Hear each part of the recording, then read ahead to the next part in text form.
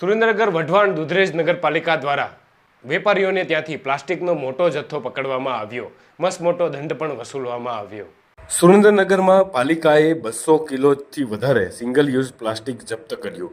17,000 જેટલો દંડ પણ ફટકાર્યો.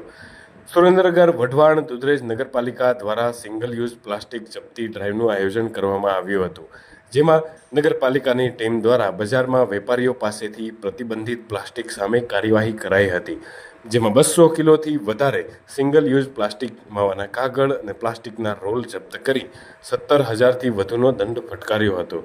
નગરપાલિકા દ્વારા આ વિશેષ અભિયાનમાં કેતનભાઈ શાહ, કુલદીપભાઈ, રાહુલભાઈ મોરી, ભાર્ગવભાઈ રાઠોડ દ્વારા સિંગલ યુઝ પ્લાસ્ટિક ઝડપી અને કાર્યવાહી કરવામાં આવી હતી.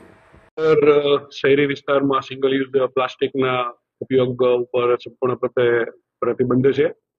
નગરપાલિકા દ્વારા તાજેતરમાં જ હવે સંપૂર્ણ ડ્રાઈવ કરી આશરે 300 કિલો પ્લાસ્ટિક જપ્ત કરવામાં આવેલું છે.